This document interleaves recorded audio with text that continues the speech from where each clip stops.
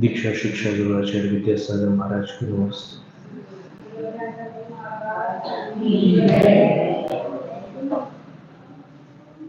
भक्तामर प्रणतमौलिमणि प्रभाया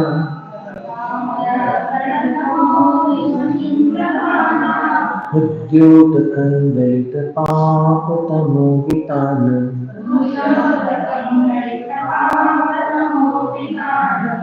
सम्यक् प्रणम्य जिनपादयुगं युगादाम्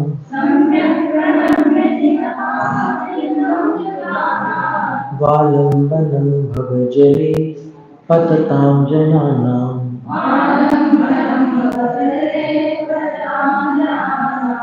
यः संस्तुतः सकलवाङ्मयतत्त्वबोधा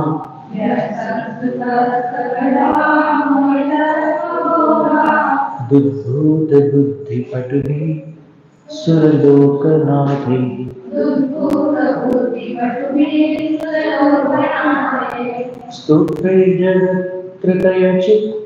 स्तोत्रैर्जगत्कृतयचित्तहरैरुदारैः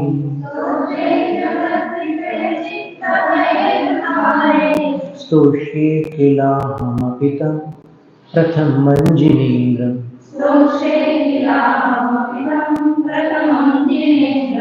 तुभ्यं नमस्त्रिभुवनार्तिहराय नाथ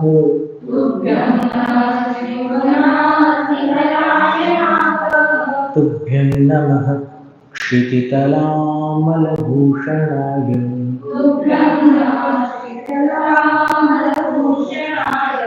तुभ्यं नमस्त्रिजगतः परमेश्वराय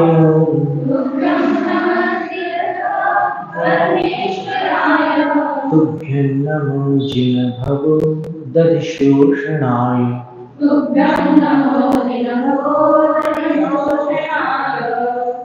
37वें काव्य से पढ़ते हैं। इत्थं यथा तव विभूतिरभुर्जिनेन्द्र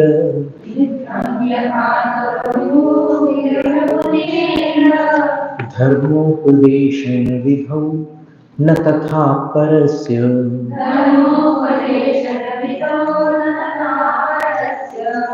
यादृक्प्रभा दिनकृतः प्रहतान्धकारा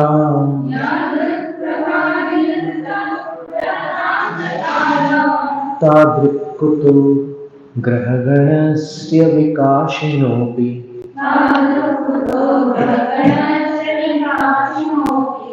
च्युतन्मदाविलविलोलकपोलमूल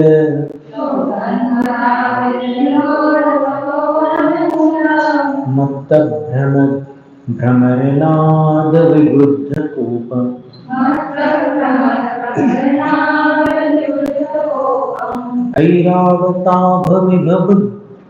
ऐरावताभमिभबुद्धतमापतन्तम्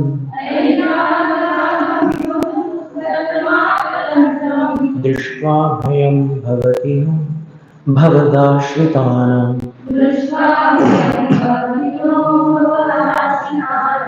भिन्नेह कुम्भगलज्ज्वलशोणिताक्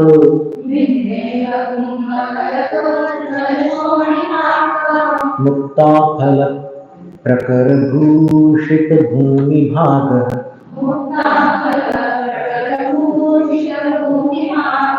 बद्धक्रमः क्रमगतं हरिणाधिकोऽपि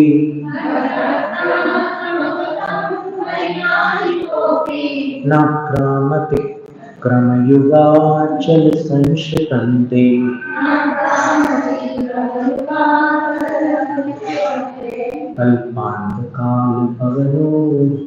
अल्पान्तकालपवनोद्धतवह्निकल्पम्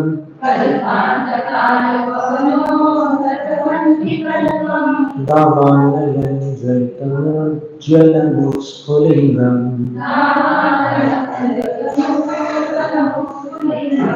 विश्वं जिघत्सुमिव सम्मुखमापतन्तम् तन्नाम कीर्तनजल शमयत्यशेषम्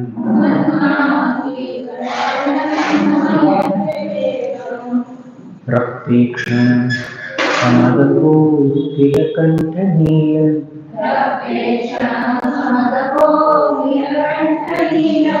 क्रोधोद्धतं फणिनमुत्फणमापतन्तम्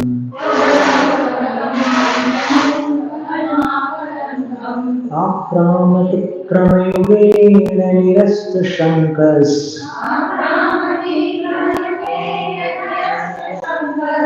त्वन्नामनावगमनि हृदयस्य पुंसः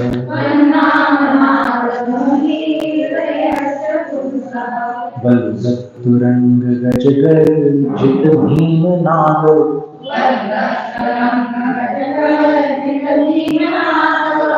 माजौहलं बलवतामरिभूपतीनाम्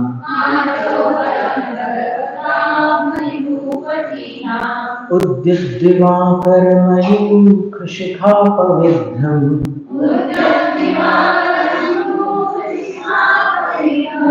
तत्कीर्तनात्तम इवाशुभिगामुपैति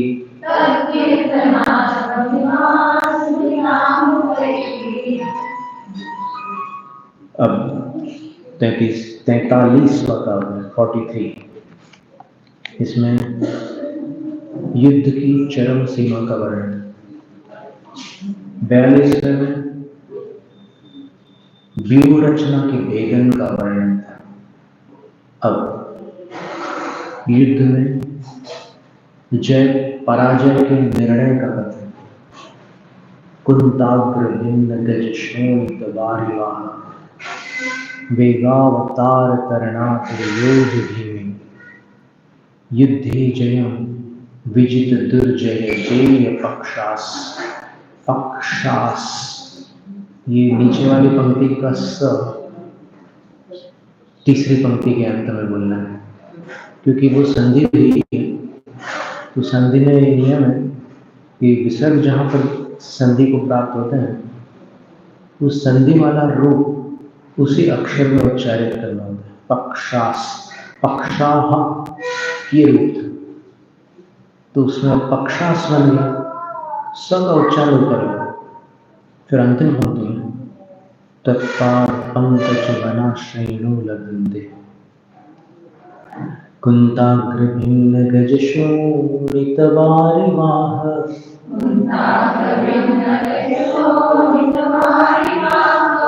वेगावतार तरणातुर योध भीमे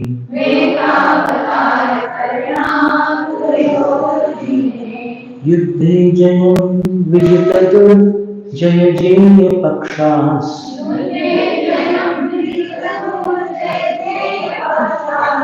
त्वत्पाद पंकज वनाश्रयणो लभन्ते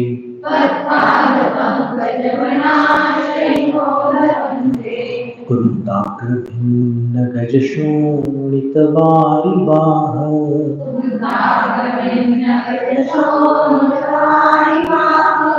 वेगावतार तरणातुर योध भीमे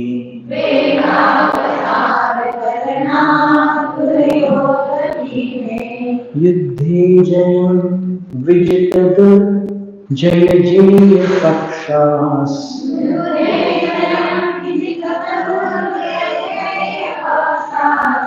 त्वत्पाद पंकज वनाश्रयणो लभन्ते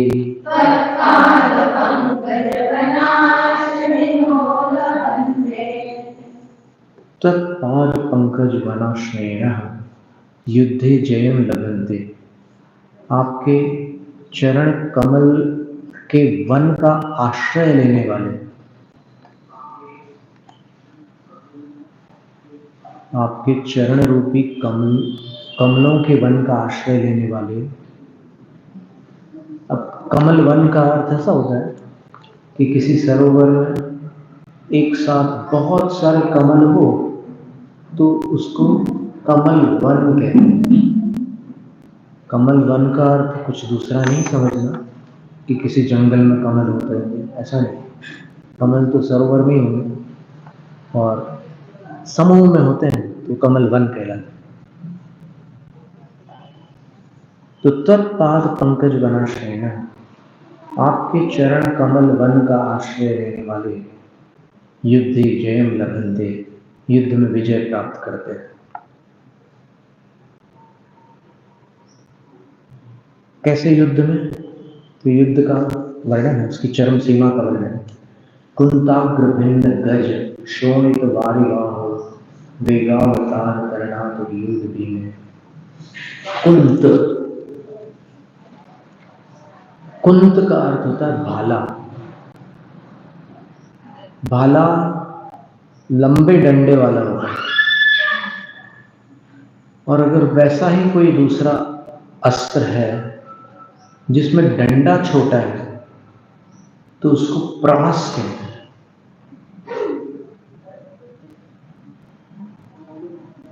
अपन ऐसे बोलचाल में कह सकते हैं कि बड़े डंडे वाला भाला कुंत कहलाता है, छोटे डंडे वाला भाला प्रास कहलाता है।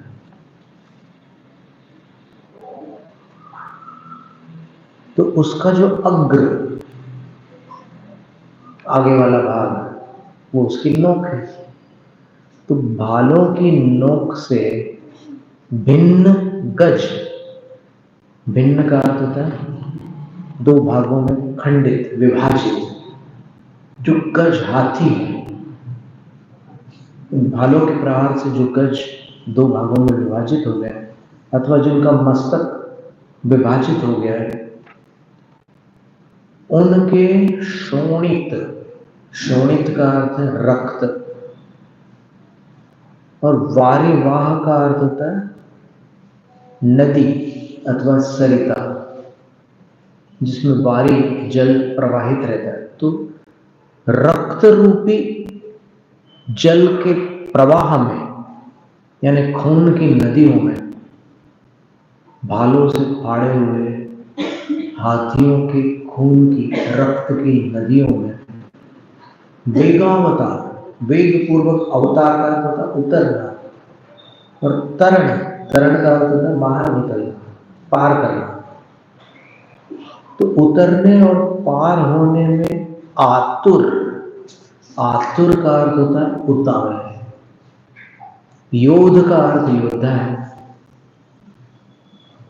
तो जिस युद्ध में भालों की नोक से फाड़े हुए हाथियों की रक्त सरिताओं में वेग पूर्वक उतरने और पार करने में उतावले योद्धा है, तो उन योद्धाओं के कारण भीम है।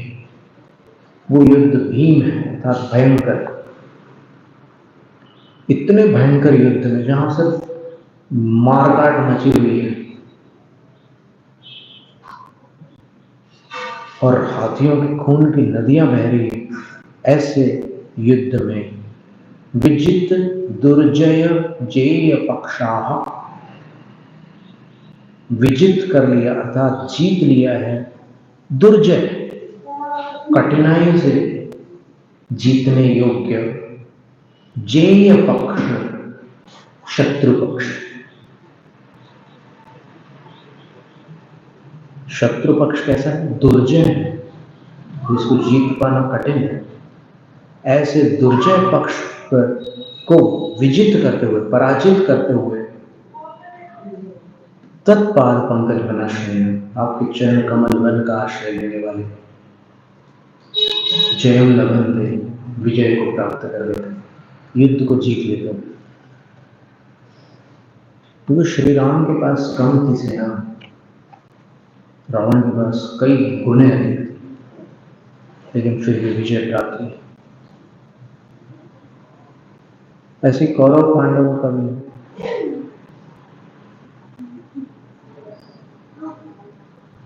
अब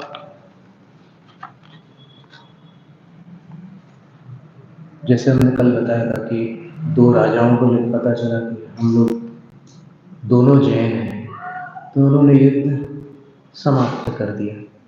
ऐसी स्थिति भी कभी कभी बनती है।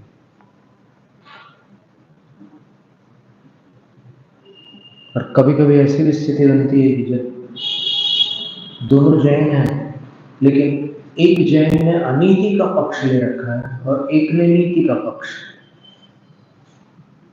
तो फिर वो युद्ध चलता रहता है और अंत में नीति के पक्ष को विजय प्राप्त होती है।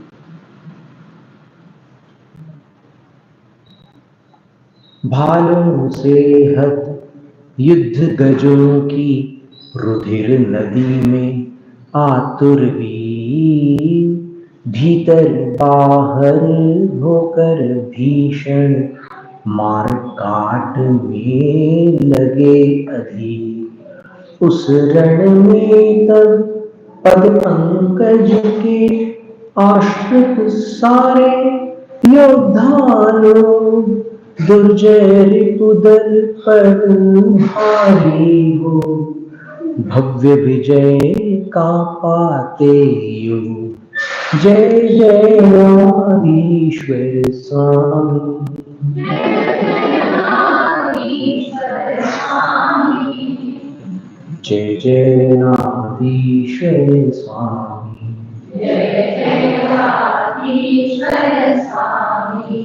जय जय नादीश्वर स्वामी, जय जय नादीश्वर स्वामी, जय जय नादीश्वर स्वामी।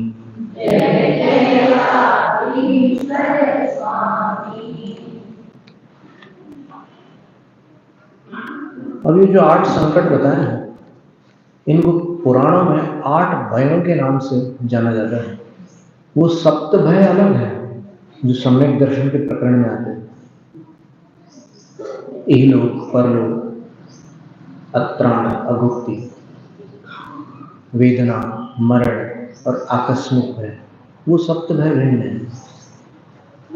और ये जो भय है ये 8 संकटों संबंधी भय है। तो इनका निवारण भगवान की भक्ति से होता है।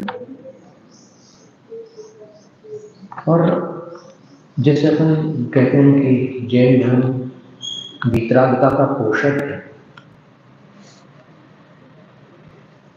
तो ये सत्य है कि वितरागता का पोषक है, पर मोक्षार्थियों के लिए, जो अभी मोक्षार्थी नहीं बने हैं, क्या वो जैन धर्म छोड़ देंगे? ऐसा नहीं है। उनके लिए भी बहुत सारे अनुष्ठान आदि शास्त्रों में उपलब्ध है। तो ये अविरत सम्यक दृष्टि है। वो क्या क्या कर सकता है? कोई प्रतिमाधारी है, वो क्या क्या कर सकता है? इन सब के विषय में जिनेंद्र भगवान ने मार्गदर्शन दिया है। जिनेंद्र भगवान को सार्व कहते हैं। सार्व का अर्थ होता है सबके लिए हितकारी। तो उन्होंने असंयमियों को डूबने का मार्ग नहीं बताया, उनको भी कल्याण का मार्ग बताया। एक मार्ग वो है जिसमें संयम है, और एक ये है जहां संयम तो नहीं है लेकिन श्रद्धा है। तो उन श्रद्धालुओं के लिए भगवान ने उपदेश किया है कि तुम अपनी श्रद्धा को और अधिक निर्मल बनाओ,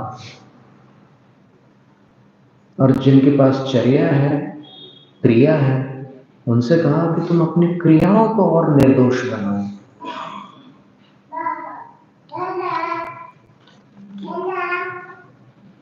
कितने सारे ऐसे महापुरुष हैं, जैसे बाहुबली, उनके पास अणुव्रत नहीं थे।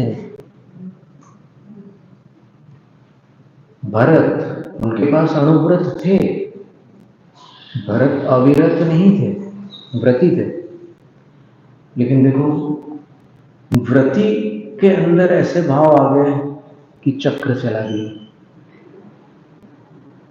और जो अविरत है उसमें दीक्षा लेने के भाव आ गए। तो सारी स्थितियां होती है। तो जो असंयमी है, ठीक है, असंयमी, लेकिन उसका भी योगदान है अनुशासन। आचार्य सार ग्रंथ में लिखा है कि अविरत सम्यक दृष्टि, कभी संकट आने पर साधुओं द्वारा रक्षणीय है। 10 प्रकार के वैयावृत्ति के पात्रों में जो व्रती नहीं है लेकिन जिन शासन की प्रभावना में सहयोगी है, ऐसे सम्यक दृष्टि जीव के संकट निवारण की भी बात वहां पर आई है। उनकी भी भैयावृत्ति साधु कर सकते हैं, करा सकते हैं, मार्गदर्शन दे सकते हैं। मूलाचार ग्रंथ में प्रभावना अंग संबंधी जो धर्म है, धम्म कहा कहानी है, उसमें प्रभावना के बहुत सारे उपाय बताए और उन उपायों में आपको सुनकर आश्चर्य होगा कि ज्योतिर्विद्या होती है, उसके माध्यम से भी धर्म की प्रभावना की जा सकती है साधु द्वारा। अगर किसी भक्त पर संकट आया है तो ज्योतिष के माध्यम से भी वो संकट निवारण कैसे हो सकता है इस विषय में मार्गदर्शन दे सकता है, और उसका संकट जब निवारण प्राप्त होगा तो वो धर्म से प्रभावित होगा, ज्योतिष से नहीं होगा, क्योंकि धर्म गुरु ने उसको मार्गदर्शन दिया तो वो धर्म से जुड़ जाएगा हमेशा के। मूलाचार ग्रंथ की टीका में अष्टांग निमित्त ज्ञान को भी धर्म प्रभावना का साधन बताया। इसीलिए पुरुषार्थ सिद्ध उपाय पढ़िए, क्या लिखा है, प्रभावना कैसे की जाती है, दान, तप, जिन पूजा, विद्या और अतिशय विद्याओं के माध्यम से। ज्योतिर्विद्या एक विद्या है, और भी कई प्रकार की विद्याएं हो सकती है, इसको तो उपलक्षण समझ लो आप। मंत्र विद्या भी हो सकती है, लेकिन निस्वार्थ भाव से। अगर साधु अपनी मान बढ़ाई के लिए, यश कीर्ति के लिए, अपना नाम फैलाने के लिए ऐसे कार्य करते हैं तो फिर वो स्वार्थ हो गया। दूसरों की भलाई के लिए करते हैं तो वो परोपकार हो गया। किसी एक साहित्यकार ने कहा था, प्रत्युपकार की भावना से किया गया उपकार व्यापार है।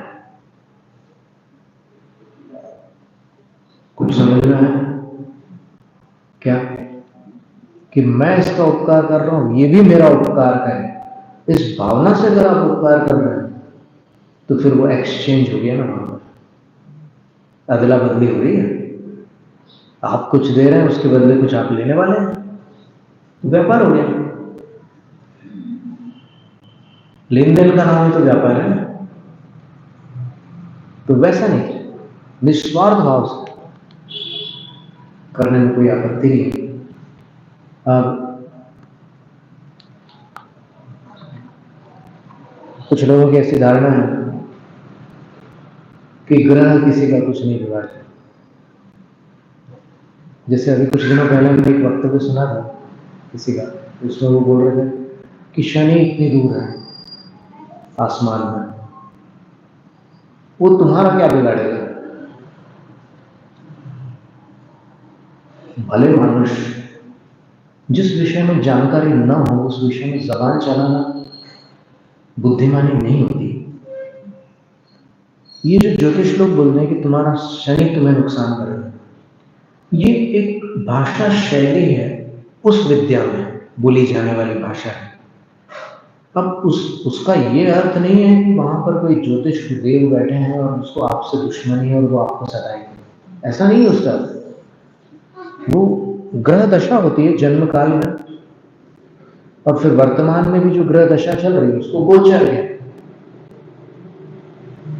तो गोचर और जन्म के ग्रहों की दशा में अगर अच्छा तालमेल होता है तो फिर बोलने में ही आता है कि अभी तुम्हें बृहस्पति साथ दे रहा है तुम्हारा, तुम कोई भी काम कर सकते हो, बोलने में आता है। उसका वो जो दशा है वो पूर्व कर्मों की दशा है, और ग्रहों के माध्यम से जो उस विद्या के जानकार है वो समझ लेते हैं कि ऐसी अवस्था में ऐसा होता है, तो आप एकदम तुरंत मिथ्या दृष्टि और सम्यक दृष्टि तक कैसे पहुंच जाते हैं? अरे वो सब मिथ्यात्व, कैसे मिथ्यात्व भी? ज्योतिर्विद्या 12वें अंग में आई हुई है, वो मिथ्यात्व कैसे हो गई? तो थोड़ा संभल कर बोलना हो। जिस विषय में जानकारी ना हो तो पहले गहरी जानकारी प्राप्त करो। फिर किसी ने ये कहा कि मुझे ज्योतिष पर तो विश्वास है लेकिन ज्योतिषियों पर विश्वास नहीं है। अरे ये भी अतिरेक पूर्ण कथन है। क्यों? क्योंकि इसमें अव्याप्ति है। जो ज्योतिष आपसे मिले होंगे उनकी बात कहीं स्खलित हुई होगी तो आपको उन पर विश्वास नहीं है, ऐसा कहने में आपत्ति नहीं है। लेकिन अगर आप ये कहो कि इस धरती पर जितने ज्योतिष हैं उनमें से मुझे किसी पर भी विश्वास नहीं है, तो फिर पहली बात तो ये है कि क्या आप उनको पहचानते हैं? क्या आपने उनकी विद्या की परीक्षा ली? क्या आप उनके गणित से परिचित हैं?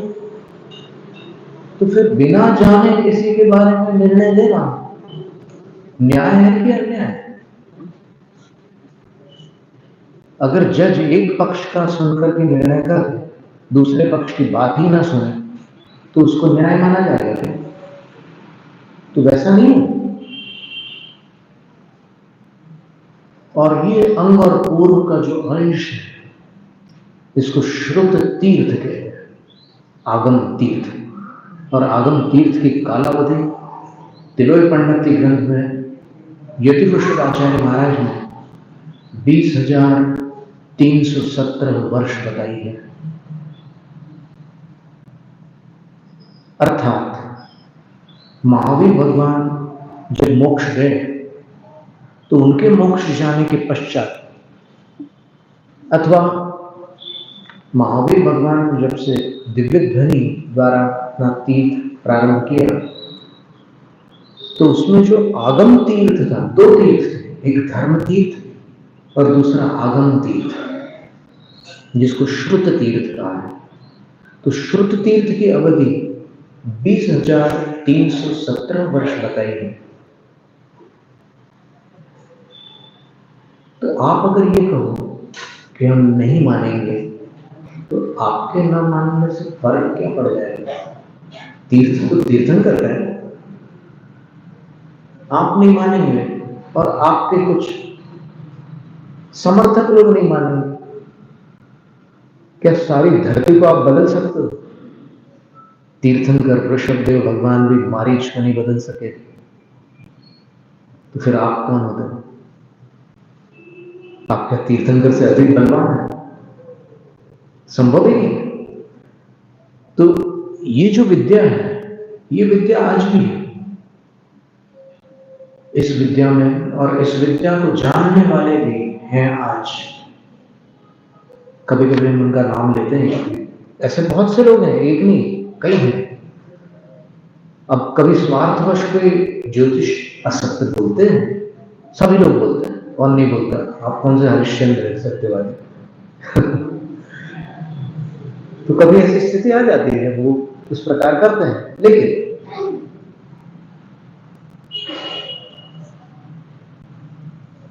एक बार किसी ज्योतिष ने 2011 में हमसे कहा, तारीख निकाली उन्होंने, हमारी पत्रिका देखी, हमारा जन्म और उसे लेकर के उन्होंने जो खुद ही सब कुछ किया उन्होंने, और बोले कि 30 अप्रैल को 2013 में आपका गुरु से मिलन होगा, आचार्य विद्यासागर महाराज से, और 7 मई को आप वहां से प्रस्थान करेंगे। तो हमें पता नहीं था कि 2011 और 2013 2 साल का फर्क है। 2 साल में कौन कहां होगा, और ये दोनों पद विहारी है, और कैसे कहां मिलन होगा, हमें तो विश्वास ही नहीं हुआ कि ऐसा कुछ हो सकता है। हमने सोचा कि थोड़े फ्रॉड है, वृद्ध होने जा रहे हैं, तो अभी वो बोल रहे होंगे कि चलो अपन उनका अनादर नहीं करते, सुन लेते हैं चलो। और फिर सन 2012 में दिसंबर के समय ऐसे भाव बने कि शिखर जी की वंदना करने जाते निकले। शिखर जी की वंदना को निकले 17 दिसंबर को सूरत से निकले, और सूरत से निकलकर 30 अप्रैल को अमरकंटक पता नहीं कहां से घूमते फिरते पहुंच गए और आचार्य जी से मिलन हो गया 30 अप्रैल को, एग्जैक्ट 30 अप्रैल को। और फिर रुके हम, बड़े अच्छे से रुके, 13 तक रुके। फिर अचानक भाव हुआ कि निकले। तो फिर बाद में देखा कि अरे वो 7 मई की तारीख थी जब निकले थे। तो ये क्या चीज है? ये कोई अवधि ज्ञान तो नहीं है, ये ज्योतिर्विद्या है। और वो ज्योतिष बोलते हैं कि मैंने शुद्ध जैन ज्योतिष सीखा है, मैंने भट्टारक यश कीर्ति स्वामी जी से शुद्ध जैन ज्योतिष सीखा है, और उससे ये सब गणित मैं निकालता हूं, और बड़ी सरलता से वो तारीख वगैरह निकल आती है। अभी भी वो निकालते एकदम, वो तारीख बताते बिल्कुल कि इस तारीख को ऐसा होना है। अब क्या करोगे? आप ये कहोगे कि ज्योतिर्विद्या खोटी है। देखो, किसी एक बेईमान के कारण विद्या बदनाम होती, ये सत्य है, लेकिन इसका अर्थ ये नहीं है कि विद्या अपने आप में दूषित। देखो, पद्म पुराण में लिखा है कि अगर कोई एक साधु गलत काम करने लग जाए तो क्या हम जैन शासन को दूषित मान लें? तो उन्होंने क्या उदाहरण दिया कि एक मेंढक के मर जाने से समुद्र दुर्गंधित नहीं हो जाता। रविशेनाचार्य महाराज ने लिखा है पद्म पुराण में कि एक मेंढक के मर जाने से समुद्र दुर्गंधित नहीं हो जाता। यानी कुछ लोग अगर गलती करते हैं तो इसका अर्थ ये नहीं कि वो मार्ग गलत है। नेशनल हाईवे पर एक्सीडेंट्स होते हैं तो नेशनल हाईवे बंद कर दिए जाते हैं क्या? नहीं, वो जो एक्सीडेंट का जो वेस्ट है उसको वहां से हटा दिया जाता है, वो ट्रक वगैरह सब किनारे कर देते हैं, वापस हाईवे चालू हो जाता है। तो वही स्थिति है यहां पर। किसी विद्या का अनादर नहीं किया जा सकता, किसी भाषा का अनादर नहीं किया जा सकता।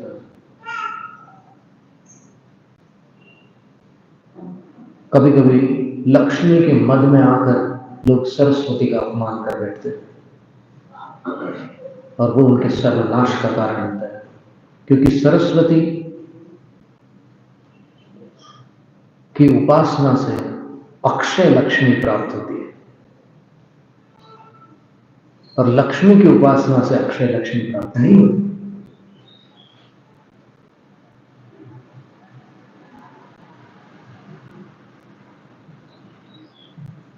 और लक्ष्मी की उपासना से सरस्वती भी प्राप्त नहीं होती। ये भी ध्यान में रखना कि किसी के पास बहुत पैसे हो तो उसके पास आगम का वैसे ही ज्ञान हो, कोई जरूरी नहीं।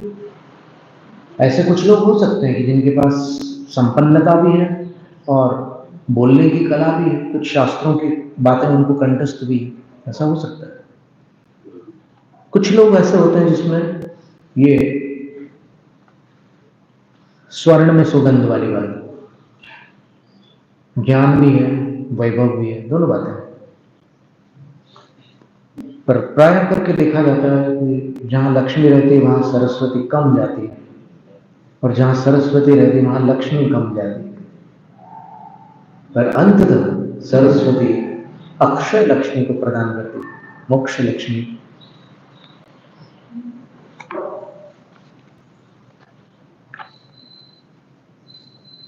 तो ये बात आ गई थी बीच में। शकुन शास्त्र आदि है, मणि मंत्र तंत्र बहु हुई, मरते न बचावे कोई। इस पंक्ति के दो अर्थ हैं। क्या अर्थ है? एक तो सीधा अर्थ है, मरते समय ये सब बचा नहीं सकते। दूसरा अर्थ है कि अगर मरने का समय नहीं आया है तो बचा सकते हैं। नहीं, बिल्कुल स्पष्ट हो, मरते न बचाओ, स्पष्ट है। इसका अर्थ यह हुआ कि बाकी समय बचा सकते हैं और बचाते भी हैं। आचार्य अकलंग देव ने तत्वार्थ वार्तिक ग्रंथ में लिखा है कि आयुर्वेद का कार्य अकाल मृत्यु का निवारण करना है।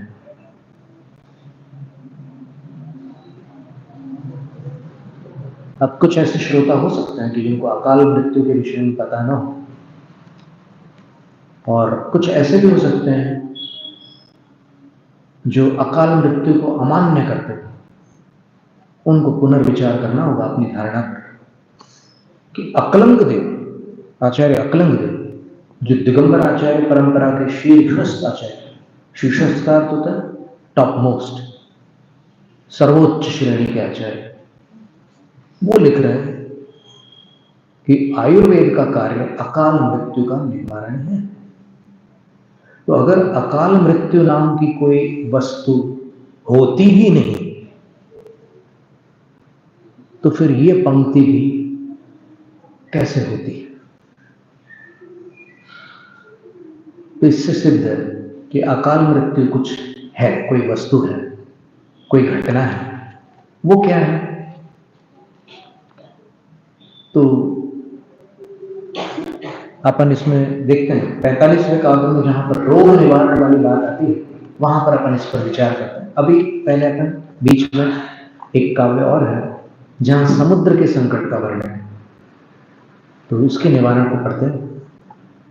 अंभो निधौ क्षुभित भीषण नक्र चक्र पाठीन पीठ भय दोलवण वाड वाग्न। वाड वाग्न, ड बोलना। अब क्या है कि आदत ऐसी है ड़ बोलने की, ड़ नहीं बोलना, ड बोलना। जड़ और डर दोनों में ड है, लेकिन अंतर, एक ड के नीचे बिंदी है, तो उसके कारण उच्चारण अलग है। ड़ में जीभ थोड़ी सी रोल होती है, पलटती है ड़, और ड में जीभ थोड़ी ड, एक कॉम्पैक्ट ध्वनि है ड, और वो ड़, दोनों में अंतर है। तो संस्कृत में नीचे बिंदियां नहीं होती, चाहे फ हो, चाहे ड हो, चाहे ढ हो, यहां बिंदियां नहीं होती। इसलिए इसका उच्चारण आपको ड करना होगा, वाड वाग्न, वाड वाग्न नहीं।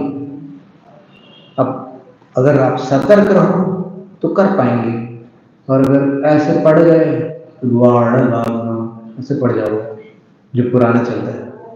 तो अंभो निधौ क्षुभित भीषण नक्र चक्र पाठीन पीठ भय दोलवण वाड वाग्न। रंगत तरंग, वहां वल्गत तुरंग था, यहां रंगत तरंग। शिखर स्थित, स्वराघात शिखर, रस्थित, र पर स्वराघात। यान पात्रास, पात्रास, जैसे पहले क्या था पक्षास, यहां पात्रास। त्रासं विहाय भवतः स्मरणाद व्रजन्ति। लय में पढ़कर देखते हैं, आप ध्यान से सुनकर फिर दोहराइए। आंखें पुस्तक पर, कान ध्वनि पर, और फिर अपनी ध्वनि इसके बाद आपको दोहरानी है। अंभो निधौ क्षुभित भीषण नक्र चक्र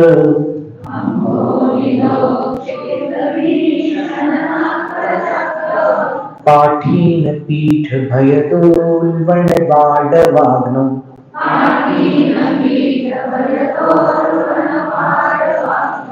वाडवाग्नम, वापस ड आ रहा है, थोड़ा और सतर्क होकर बोलना होगा आपको। पाठीन पीठ भयदोलवण वाडवाग्नो,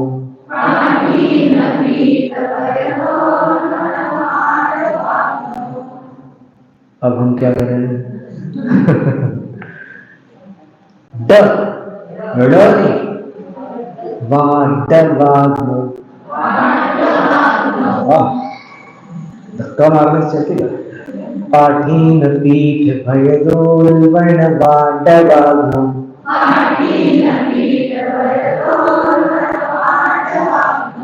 रंगतरंग शिखर स्थितयानुपात्रास,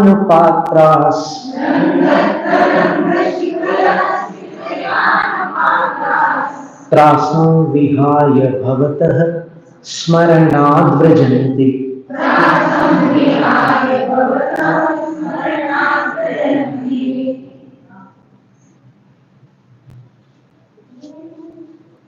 भवतः स्मरणात्, आपके स्मरण मात्र से। त्रासं विहाय, त्रास शब्द का अर्थ होता है भय।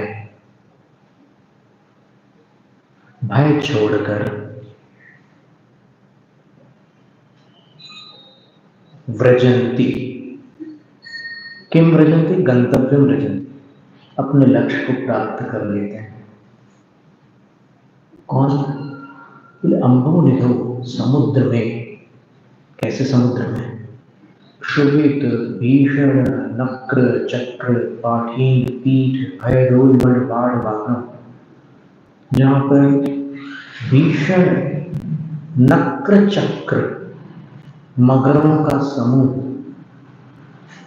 घड़ियालों का समूह क्षुभित है, अशांत है, और जो पाठीन पीठ, बड़ी बड़ी मछलियों का पीठ यानी स्थान है,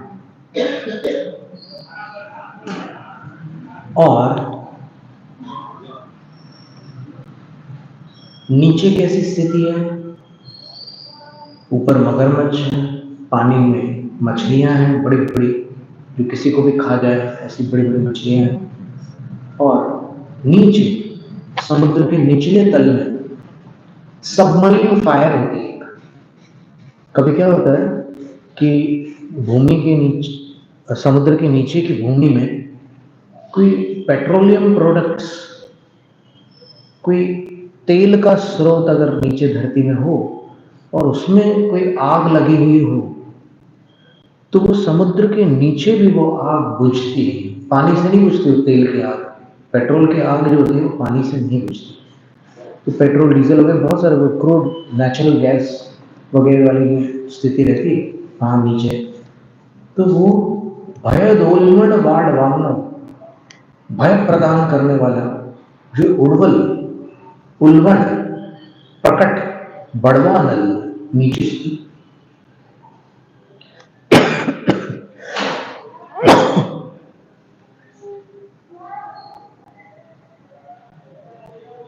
नीचे प्रज्वलित है। और समुद्र की सतह पर क्या स्थिति बनी है देखिए, तूफान आया हुआ है। समुद्र में बड़े भारी तूफान आते हैं, कई बार जहाज भी पलट जाते हैं। इसमें आचार्य मार्तंड स्वामी ने चित्रण किया है कि हे प्रभु, आपके भक्त उन जहाजों पर जो जहाज समुद्र की तूफानी लहरों के शिखर पर स्थित है। रंगत तरंग, रंगत तरंग का अर्थ होता है उछलती हुई तरंग। वो बिल्डिंग जितनी बड़ी बड़ी तरंगें उठती है समुद्र में, उछलती हुई तरंग के शिखर पर, यानी समुद्र की तरंग की चोटी पर, उसके शिखर पर स्थित हो गए हैं यान पात्र। यान पात्र का अर्थ होता है जहाज। अब समुद्र में जो यात्रा होती है तो वो पात्र में होती है, मतलब बीच में पानी में जो नाव वगैरह हैं, उसके अंदर पानी न आए ऐसा प्रबंध होता है, तो उसको यान पात्र कहा, जहाज। तो जिनके जहाज समुद्र की उठती हुई तूफानी लहर के शिखर पर स्थित खड़े हो गए, यानी ऐसे समतल नहीं है, ऐसे खड़े हो गए। बड़े वेग से तूफान आते हैं तब ऐसी स्थितियां बनती है, ऐसे खड़े हो गए। अब पता नहीं आगे क्या होगा, ऐसे भी हो सकते हैं, वापस सीधे भी हो सकते हैं, दोनों विकल्प हैं। तो वे भगवत स्मरणार्थ, आपके स्मरण मात्र से उस संकट की घड़ी में जहां सब लोग चीख रहे हैं, चीख पुकार मची हुई है, हेल्प, बचाओ, हाल बेहाल हो गए सब, वहां पर आपके स्मरण से आपके भक्त भय छोड़कर वैजयंती गंतव्य स्थान को प्राप्त करते हैं, अर्थात सुरक्षित इस जहाज से अपने लक्ष्य पर पहुंच जाते हैं, डूबते नहीं हैं।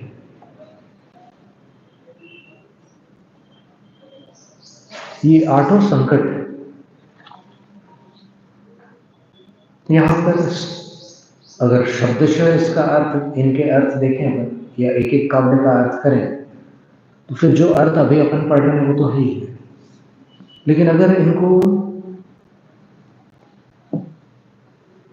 इनका आध्यात्मिक अर्थ निकालें तो अलग अर्थ निकले, आठों संकटों का अलग आध्यात्मिक अर्थ निकले।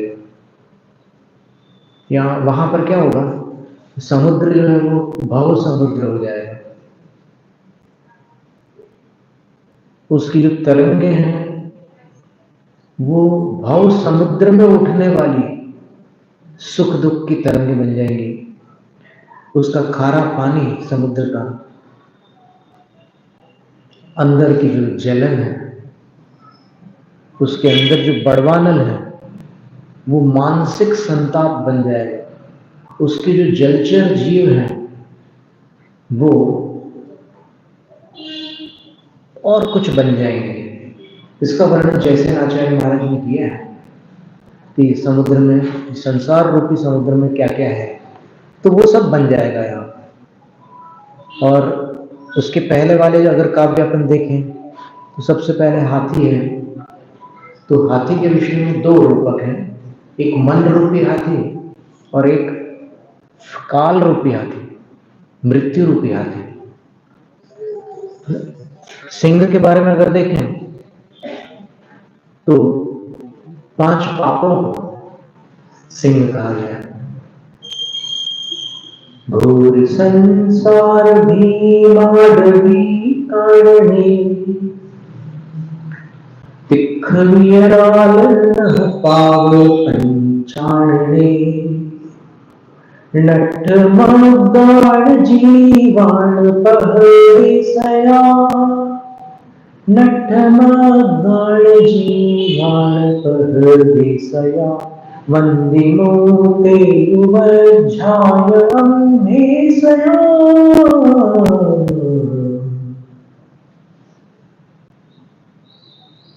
एक ऐसे त्रिपाठी पहलवान थे, संगीतकार भी थे, उन्होंने ये धुन बनाई थी और मन्ना डे ने इसको गाया था इस लय में। तो एक दूसरा स्तोत्र था, ये तो उन्होंने तो प्राकृत में गाया, उन्होंने किसी संस्कृत स्तोत्र को गाया था, अच्युताष्टक को। तो इसका अर्थ ये है, पाव पंचानने, पाप रूपी पंचानन। पंचानन का अर्थ क्या होता है कि जो शेर छलांग मारता है तो वो अपने नख खोल लेता है, सामान्यतः उसके नख अंदर होते हैं। बिल्ली की प्रजाति कोई भी हो, उसके नख बाहर दिखते नहीं, और कुत्ते की प्रजाति कोई हो उनके नख बाहर दिखते हैं। कुत्ता है, भालू है, ऐसे कई प्राणी हैं तो उनके नख बाहर दिखते हैं, लेकिन बिल्ली की प्रजाति वाले जितने भी प्राणी हैं उनके नख छुपे रहते हैं। और खतरनाक किसके नख होते हैं?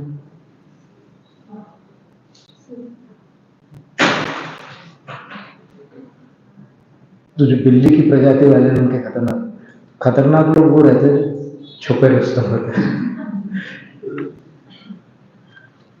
तो शेर जब हमला करता है तो वो पंजे ऐसे नाखून खोल लेता है।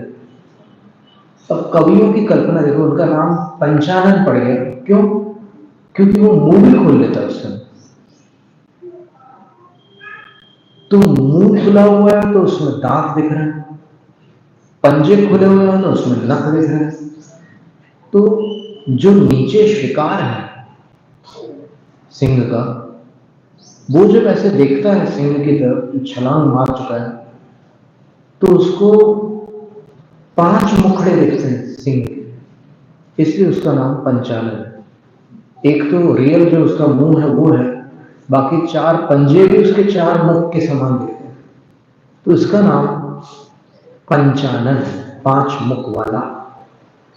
तो पाप, वहां पर पाप हो गया, रूपक अलंकार बन गया। फिर अग्नि, अग्नि 2 प्रकार की है, कामाग्नि और क्रोधाग्नि। ये सब अपने अंदर की चीजें हैं, ये बाहर नहीं। बाहर का तो अभी अपन पढ़ेगा। फिर सर्प, भोग भुजंग समान, जो इंद्रियों के विषय है वो सर्प तुल्य है, देखने में आकर्षक लगते हैं। बहुत सुंदर सुंदर रंग बिरंगे सांप होते हैं, हरे रंग के सांप होते हैं, लाल रंग के सांप होते हैं, पीले रंग के सांप होते हैं, लेकिन उनका जहर अच्छा नहीं होता है। इसी प्रकार ये जो विषय है, ये विषय इंद्रियों के लिए मनोहर होते हैं, लेकिन विषयों का सेवन करते समय जो कर्म बंद होता है वो मनोहर नहीं होता, क्योंकि भोग के काल में पुण्य बंद नहीं न होकर पाप बंद होता है।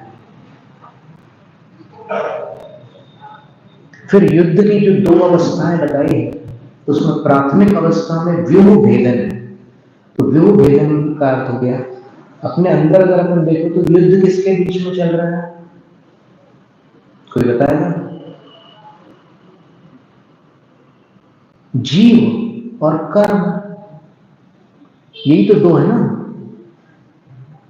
दोनों में लड़ाई चल रही है, अनादिकाल से ये युद्ध चल रहा है। तो इस युद्ध में सबसे पहले व्यूह भेदन आज तक हुआ नहीं, कोई कर नहीं पाया। क्षणिक सम्यक दर्शन जब प्राप्त करते हैं जीव, तब व्यूह भेदन होता है। तो तत्कीर्तनात् तम एवाशु विदाम हो गई, जैसे अंधकार सूर्य किरणों से भेज जाता है, वैसे भगवान के कीर्तन से ये कर्म रूपी शत्रु की सेना की व्यूह रचना खंडित हो जाती है, अर्थात मिथ्यात्व और अनंतानुबंधी कषाय हमेशा के लिए नष्ट हो जाते हैं। तो अभी युद्ध समाप्त नहीं हुआ, अभी तो शुरुआत हुई, व्यूह भेदन हुआ है, तो बहुत काम बाकी है। कुछ लोगों को लगता है कि सम्यक दर्शन हो गया, काम हो गया। नहीं, अभी काम नहीं हुआ, अभी तो शुरुआत हुई है। सम्यक दर्शन के बिना कुछ नहीं हो सकता, और सम्यक दर्शन से सब कुछ नहीं हो सकता। दोनों बातें ध्यान में रखना, लिखना हो तो लिखना। सम्यक दर्शन के बिना कुछ हो नहीं सकता, और सम्यक दर्शन से सब कुछ हो नहीं सकता। तो अब क्या करना? तत्पाद पंकज बना शयना, आपके चरण कमल के वन का आश्रय लेना होगा। चरण किसका प्रतीक है? आध्यात्मिक अर्थ कर रहे हैं। चरणम चारित्रम, चरण चारित्र के प्रतीक। तो 2 चरण है, कौन से 2 चारित्र?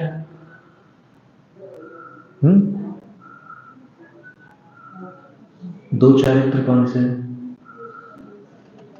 देश चारित्र और सकल चारित्र लें, या फिर व्यवहार चारित्र और निश्चय चारित्र लें? तो यहां पर अपने को व्यवहार और निश्चय चारित्र लेना होगा। तो उससे जयम लभन्ते, सब कर्म रूपी शत्रुओं पर विजय प्राप्त कर लेते। कितना सुंदर अर्थ है। इसके बाद अब समुद्र की बारी है, तो समुद्र को पार करना है, और नाव क्या है? खेवैया कौन है? नाव चलाने वाला कौन है? कैप्टन कौन है? शिप, जहाज, समय दर्शन। और जो दो पतवार होती है, सम्यक ज्ञान और सम्यक चारित्र की पतवार होती है। पतवार जानते हो?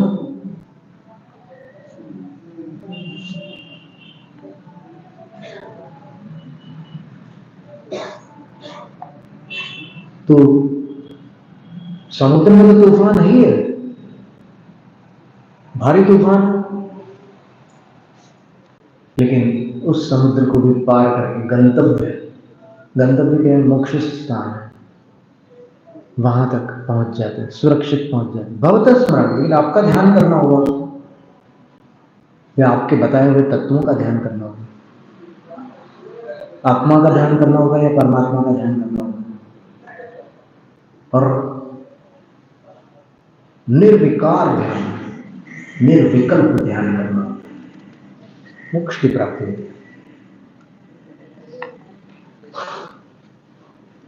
तो ऐसे भी इसके अर्थ निकलते हैं भक्तांवर के। अपन सीधे सीधे अर्थ तो निकाल ही सकते हैं, लेकिन ऐसे आध्यात्मिक अर्थ भी निकलते हैं।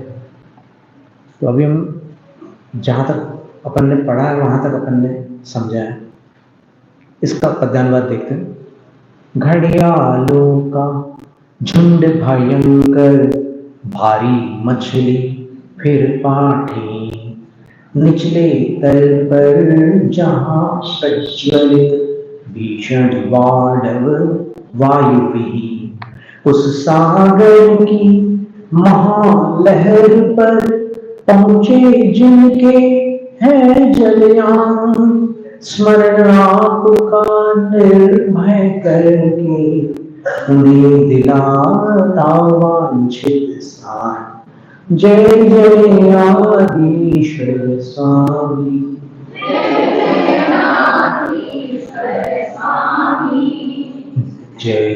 आदिश्वर स्वामी, जय जय आदिश्वर स्वामी, जय जय आदिश्वर स्वामी, जय जय आदिश्वर स्वामी, जय जय आदिश्वर स्वामी। उद्भूत भीषण जलोदर भार होना, रोग की बारी है। शुच्याम दशा मुपगताश च्युत जीविताशाह। 3 पंक्तियों में विसर्ग है अंत में। तत्पाद पंकज रजोमृत दिग्ध देहा, मर्त्या भवन्ति मकरध्वज तुल्य रूपाः। उद्भूत भीषण जलोदर भार भुग्नाः,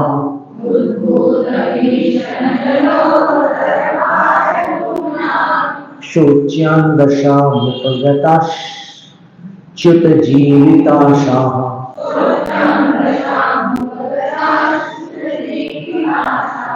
तत्पाद पंकज रजोमृत दिग्ध देहा,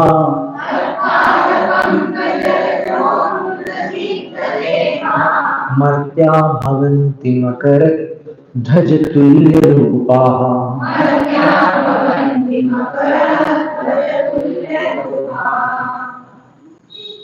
उद्भूत, उद्भूत शब्द पहले भी आया था एक बार, स्मरण। बहुत दिन बीत गए, जमाना गुजर गया, दूसरे काव्य में आया। देखिए क्या है दूसरा काव्य? यह संस्कृत सकल वाङ्मय तत्वबोधा उद्भूत बुद्धिपटु। उद्भूत का अर्थ होता है उत्पन्न।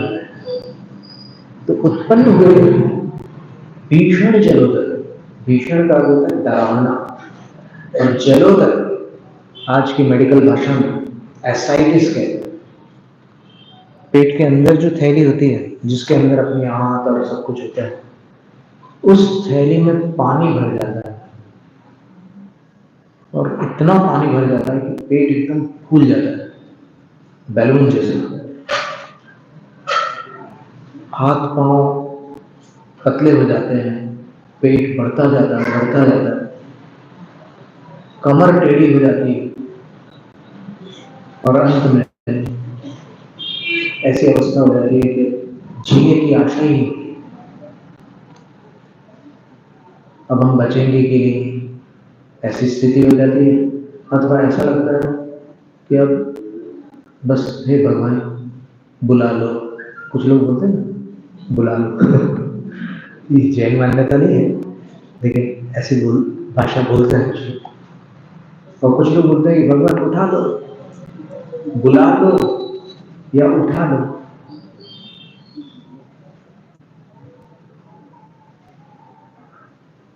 तो ऐसी भीषण स्थिति बनती है एसाइटिस के समय। अभी तो सर्जरी करके उसमें से उसे निकालते भी हैं, बहुत सारी स्थितियां होती है। वैसे हेमंत समुद्रा की सर्जरी पहले नहीं थी। 1000 वर्ष पुराना ग्रंथ कल्याणकारक सोलापुर से प्रकाशित,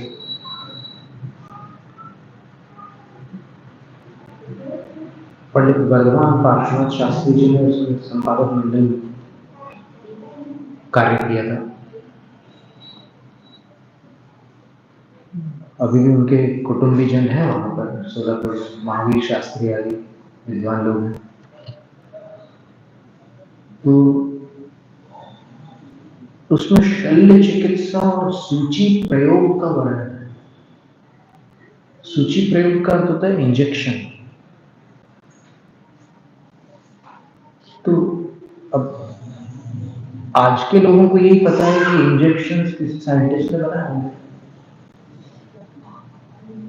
और पहले कहाँ इंजेक्शन चलते थे। लेकिन आप उस ग्रंथ को पढ़िएगा, 1000 साल पुराने श्लोक में ये लिखा हुआ सूची प्रयोग, इंजेक्शन उस टाइम होता है। और शल्य चिकित्सा का अर्थ होता है सर्जरी। उस समय भी ऑपरेशन होते थे 1000 साल पहले, राजा अमोघ वर्ष के साल। और ऐसी ऐसी चीजें उसमें दी हुई है कि आप अचंभित हो जाओ।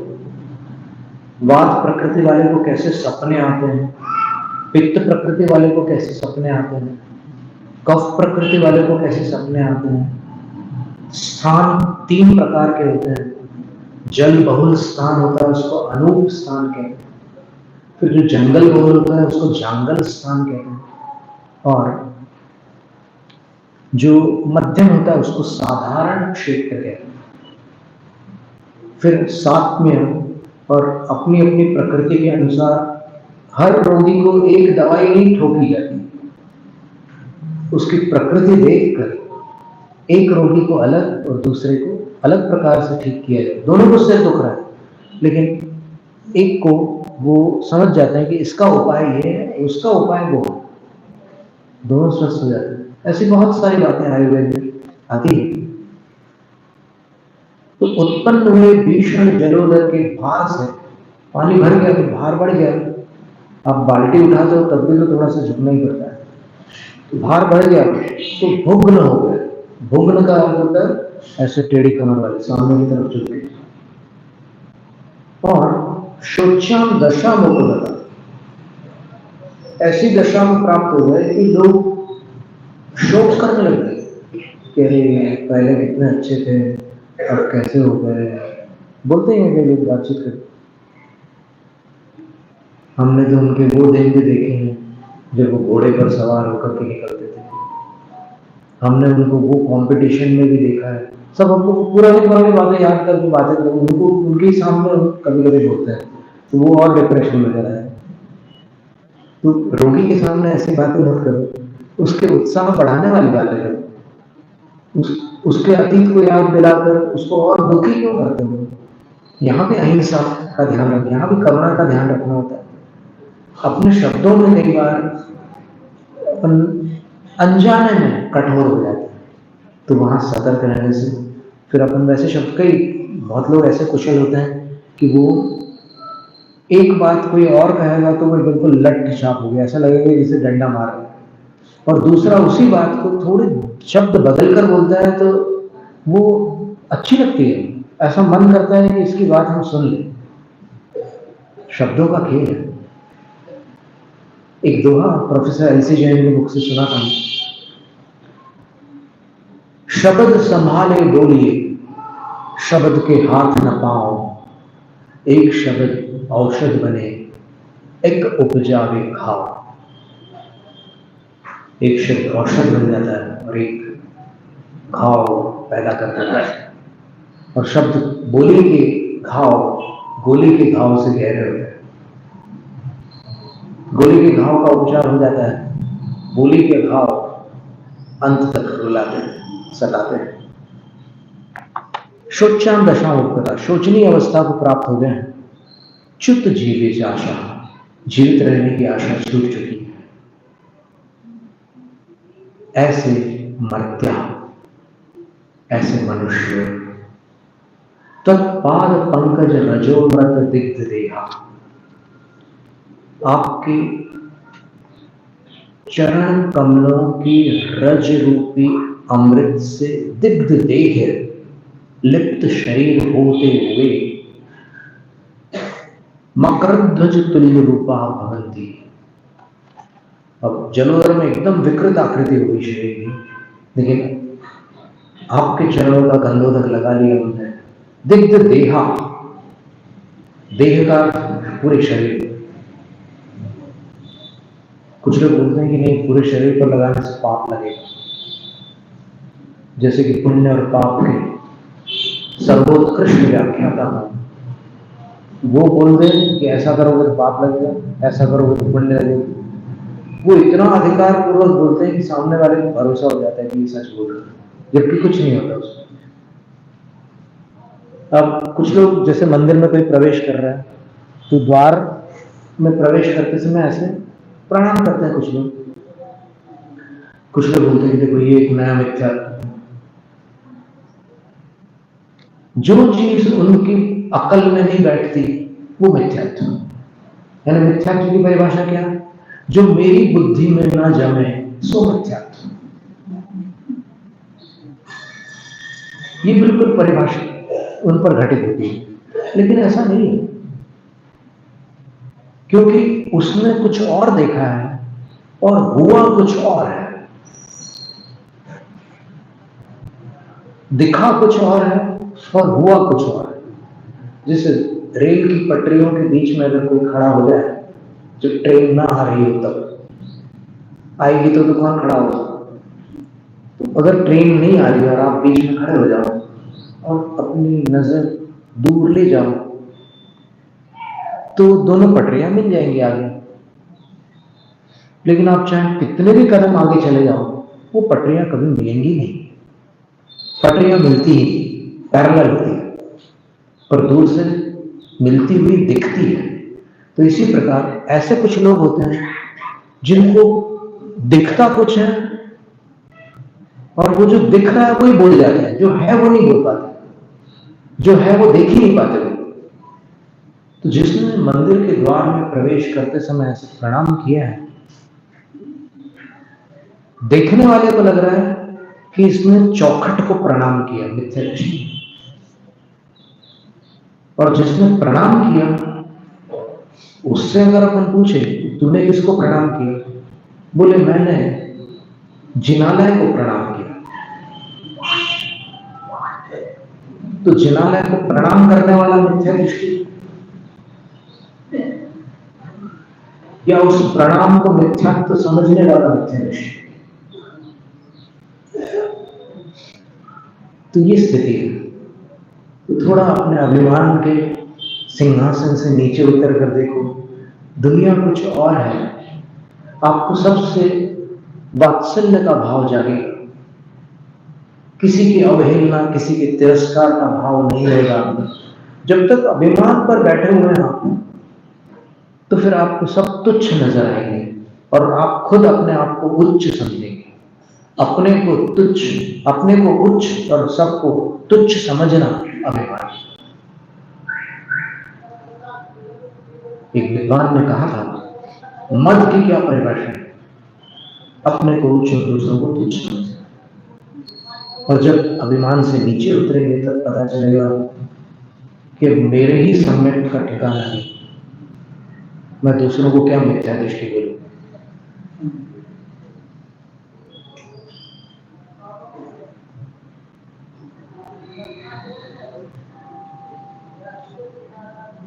तो कई बार ऐसी चूक होती है। फिर कुछ लोग तो कल्पना शक्ति में सशक्त होते हैं, तो वो और भी बहुत सारी कल्पनाएं कर लेते हैं। जैसे अभी हमें वाड़वा में एक सज्जन मिले थे, उन्होंने प्रश्न पूछा कि भगवान का जो गर्भालय है अंदर, जिनालय के अंदर, उसको जिनेंद्रपुर बोलते हैं। उस गर्भालय के अंदर अगर देव देवियां होती हैं तो परिक्रमा लगाते समय उनकी भी परिक्रमा हो जाती है, तो ये उचित है क्या? ये प्रश्न उन्होंने पूछा हमसे। तो हमने उत्तर ये दिया कि परिक्रमा अपन जिस संकल्प से लगाते हैं उन्हीं की होती है, क्योंकि गर्भालय में टाइल्स भी है, गर्भालय में सीमेंट भी है, गर्भालय में रेत पत्थर ईंटें भी है, गर्भालय में छिपकलियां भी है, गर्भालय में कॉकरोच भी है, किन्हीं किन्हीं गर्भालयों में चमगादड़ भी होते हैं, किन्हीं किन्हीं गर्भालयों में चूहे भी होते हैं। तो अगर आप ये चाहते हैं कि वहां देवी देवता न है, उनको अगर आप वहां से अलग भी कर दोगे तो भी सोच लो किनकी परिक्रमा लगाओगे, तो सब हटा दो, सिर्फ भगवान को रखो। तो भगवान को भी सिर्फ कैसे रखोगे? नीचे कुछ फाउंडेशन भी तो चाहिए ना। क्या करोगे? तो सीधी सी बात है कि ज्यादा होशियारी मत करो, जो शास्त्र में बात कही है उसको स्वीकार कर लो। ज्यादा बुद्धि लगाने वाले शांति से नहीं मरते। सारे कुतर्की लोग बहुत बुरी मौत मरे। आप देख लीजिए, सर्वेक्षण करके देख लेना कि जिन जिन ने कुतर्क किए हैं आगम को लेकर, मरते समय एक भी चैन से नहीं मरा, तड़प तड़प कर मरते।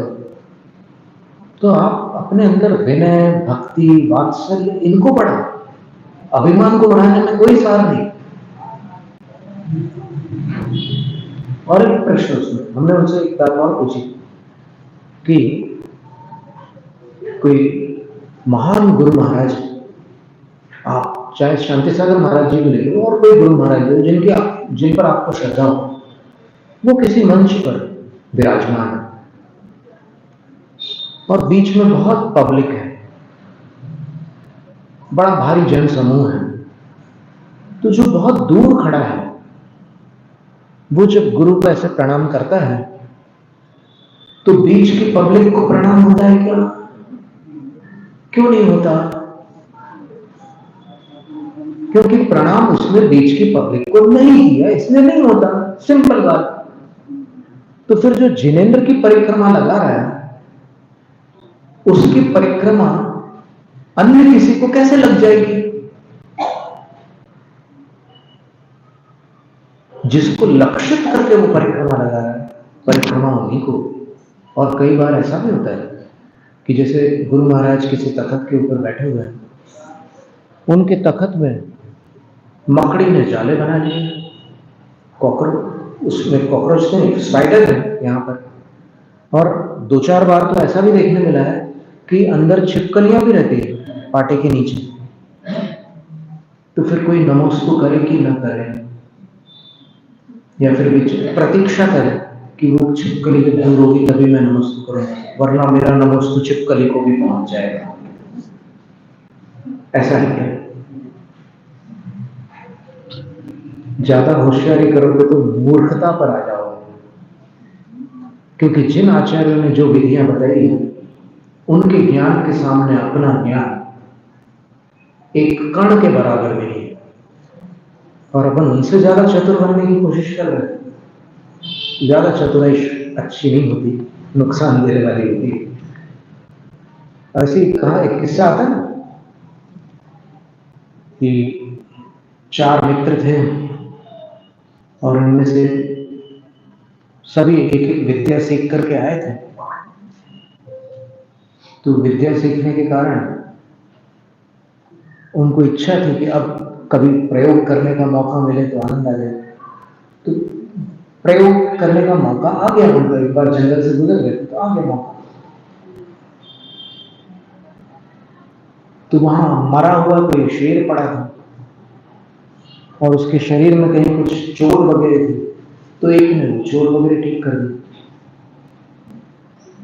फिर दूसरे ने उसके पास ऐसी विद्या थी कि कोई अगर गिरा हो तो उसको वो खड़ा कर सकता, खड़ा कर दिया। फिर तीसरे ने उसको ऐसा कर दिया कि देखने से वो असली लग जाए, तो जीवित लगने लग जाए। फिर चौथे ने बोला मैं अब अपनी विद्या का प्रयोग करूं। तो फिर तीनों हाथ जोड़ते हैं कि भाई हम लोग पहले पेड़ पर चढ़ जाए, फिर तो करना फिर।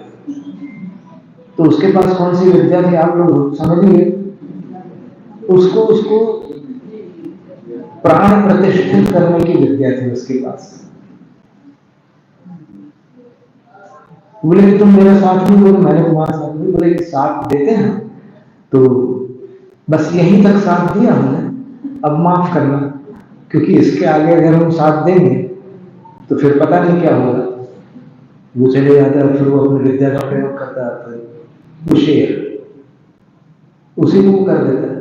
तो ये सब ऐसी बोध कथाएं कहलाती है। इसमें वास्तविकता तो नहीं होती लेकिन संदेश है। तो इसी प्रकार अपने को भी आगम का समुचित अर्थ निकालना, फिर चलना, तो आपको आनंद आएगा धर्म करने में। अब आज की युवा पीढ़ी धर्म से थोड़ी दूर क्यों रहने लगी? क्योंकि यहाँ एक जन आता है तो वो बोलता है कि ऐसे कर, दूसरा बोलता है कि ऐसे कर। तो उसको लगता है कि मैं क्या करूं, इधर से ऑन का बटन दबा रहा है, इधर से ऑफ का बटन दबा रहा है, तो मैं क्या करूं, मेरी मशीन खराब हो जाएगी। तो इससे अच्छा है कि मैं घर पर ही रहूं और वहीं दूर से ही भक्ति कर लूं। तीन बातों पर विचार करना। अभी जलोदर रोग की बात चल रही है। च्युत जीविताशा तत्पाद पंकज रजो मृत दिग्ध देहा। आपके चरण कमल की रज, और रज के लिए रूपक दिया अमृत, रज रूपी अमृत। यानी भगवान का जो गंधोदक है उसको आप साधारण मत समझना, वो अमृत है।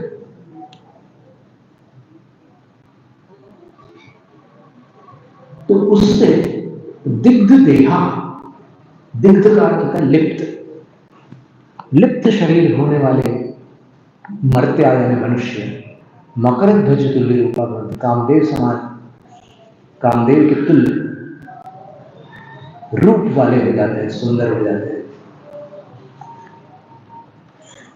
तो गंधोदक के विषय में चर्चा की, यहां लगाना यहां नहीं लगाना। सामान्य क्रम एक अलग बात है कि आप ठीक है यहाँ पर सिर में लगा रहे हैं, ऊपर लगा रहे हैं, ठीक है, आंखों के पलकों पर। उस श्लोक में लिखा है इमे नेत्रे जाते सुकृत जन सिक्ते सफलिते ममैनम मानुष्यम कृत जनगणाते मभव मदीयाद भल्लाडाद अशुभकर कर्माटम मभूत सदैव पुण्यो मम भवतु ते पूजन विदो।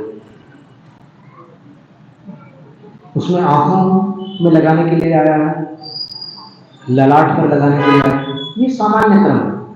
लेकिन कभी विशेष परिस्थिति है तब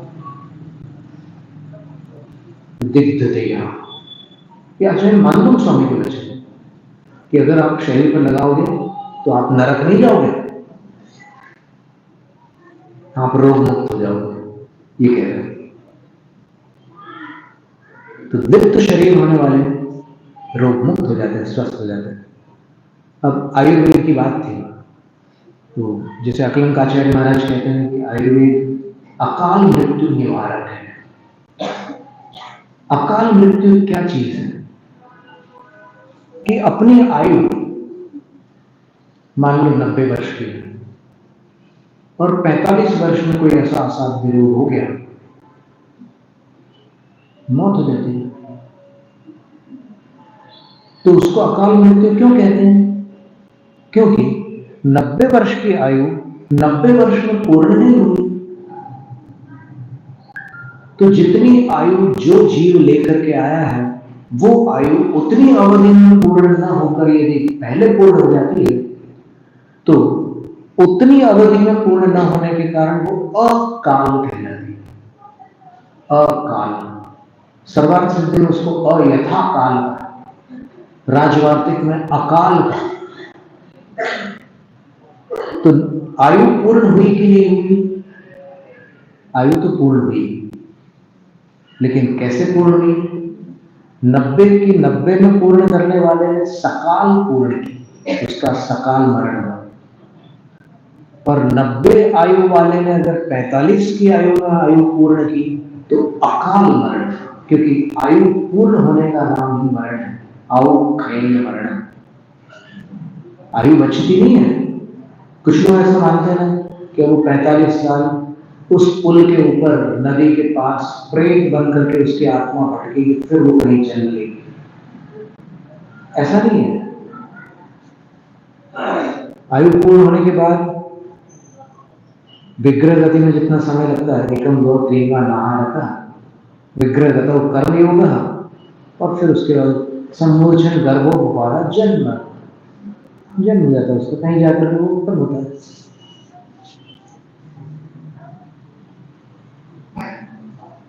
तो भगवान की चरण रज भी अकाल मृत्यु निवारक है। और इसमें ऐसा नहीं समझना कि जिसको गंधोदक पर श्रद्धा होगी गंधोदक उसी के लिए काम करेगा।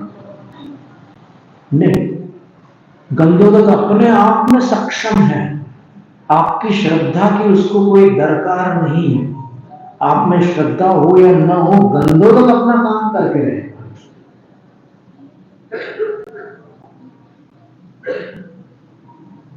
जैसे तीर्थंकर भगवान जब विहार करते हैं, वो जहां भी विराजमान होते हैं तो 100 योजन तक क्या होता है? सुभिक्ष होता है, अकाल नहीं पड़ता। तो वो ये जो घटना है 100 योजन तक सुभिक्ष वाली, ये कैसे घटती है? वहां के जीवों के पुण्य से या भगवान के प्रभाव से या दोनों से?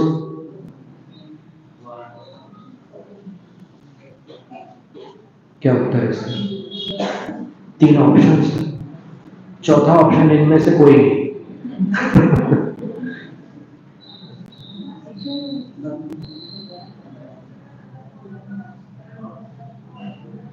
क्या उत्तर है? वहां के जीवों के पुण्य से या भगवान के प्रभाव से या भगवान के प्रभाव से उन जीवों के पुण्य से? दोनों से। दोनों से? अगर दोनों से मानते हैं तो फिर एक प्रश्न उत्पन्न होता है। वो प्रश्न ये है कि क्या 100 योजन तक कर्म भूमि में एक साथ सभी जीवों के पुण्य का उदय संभव है?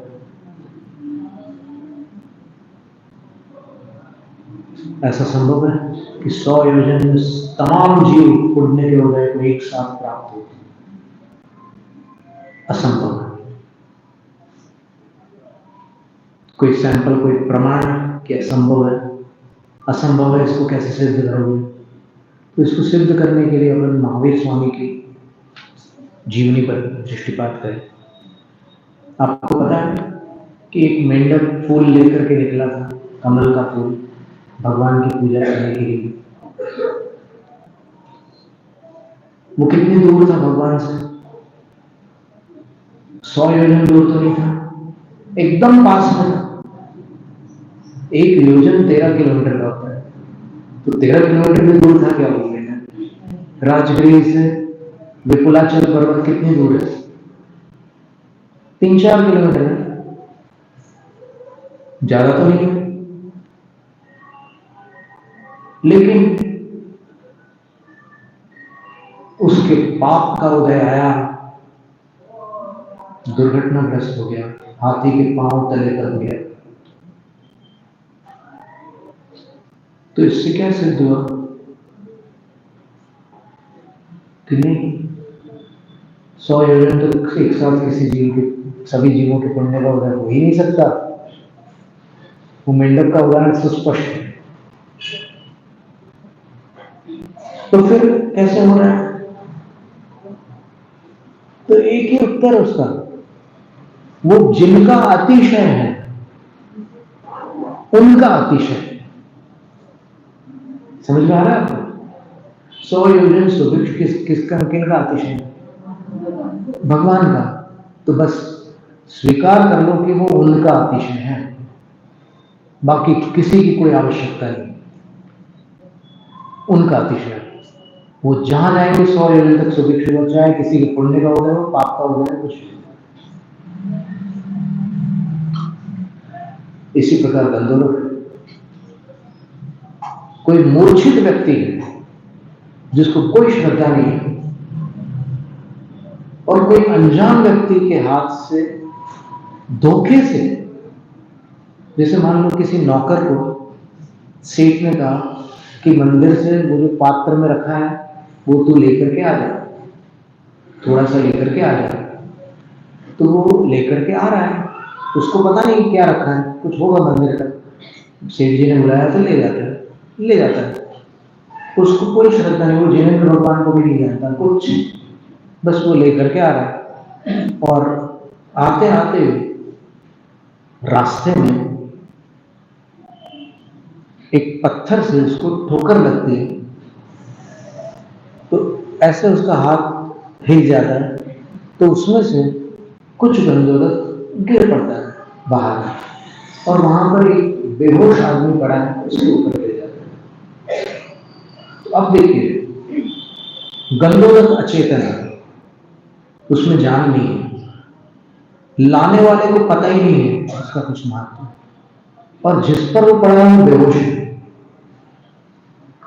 लेकिन उसको होश आ जाता है, उसको काटे हुए किसी भी जीव जंतु का विष दूर हो जाता है। ये क्या है? इसमें आप श्रद्धा कहां से लाओगे? तो ऐसी कोई बात नहीं, वो अपने आप में सक्षम। टेढ़ा होता मेरुदंड जब बड़े जरूरत भीषण भार, देख दुर्दशा करुणा आती जीवन आशा दिन दो चार, तब चरणाम्बुज धूलि सुधा से लिप्त करे मानव देह, कामदेव सन सुंदर बनते स्वस्थ शरीर निस्संदेह, जय जय आदिश्वर स्वामी।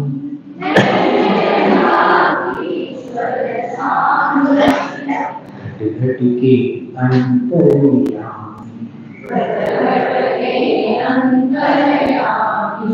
जय जय आदिश्वर स्वामी। शिवपथगामी जगन्नामी।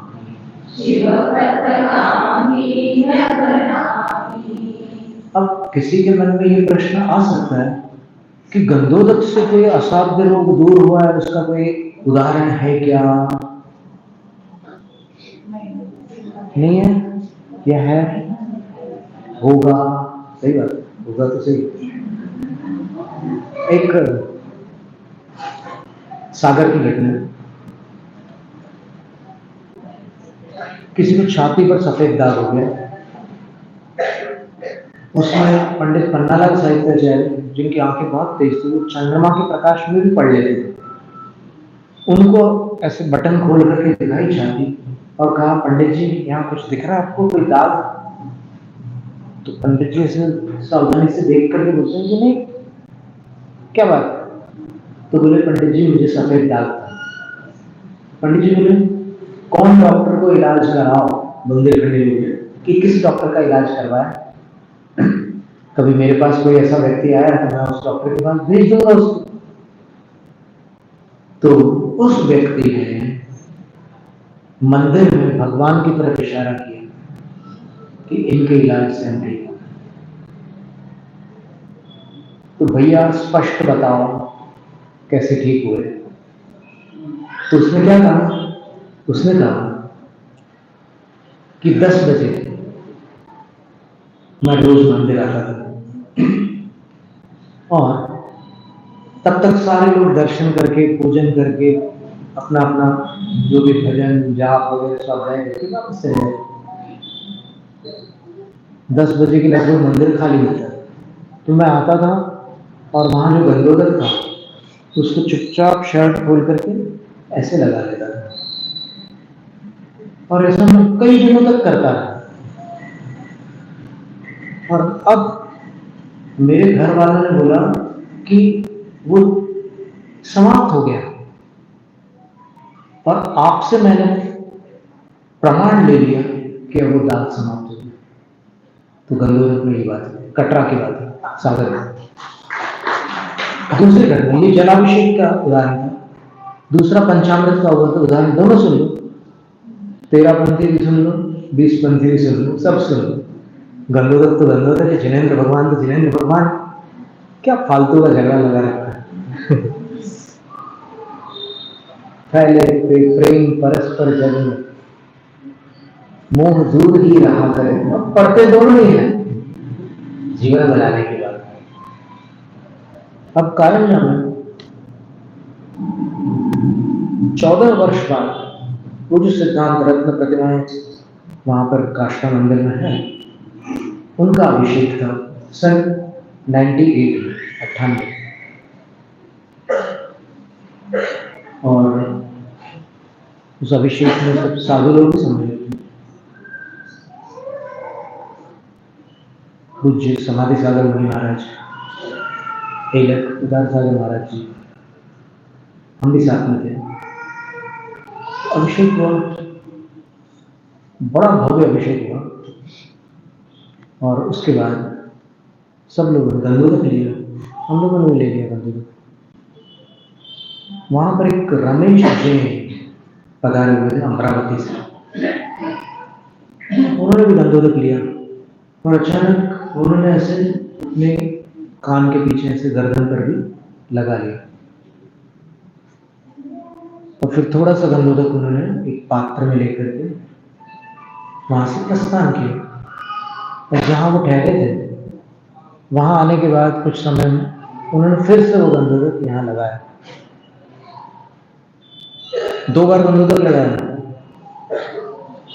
तो उनको कुछ अजीब सा लगा कि आज क्या हो गया ये।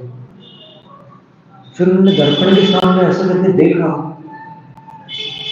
7 साल पुराना रोग, चर्म रोग, 2 बार गंगोदर लगाने से समाप्त हो गया,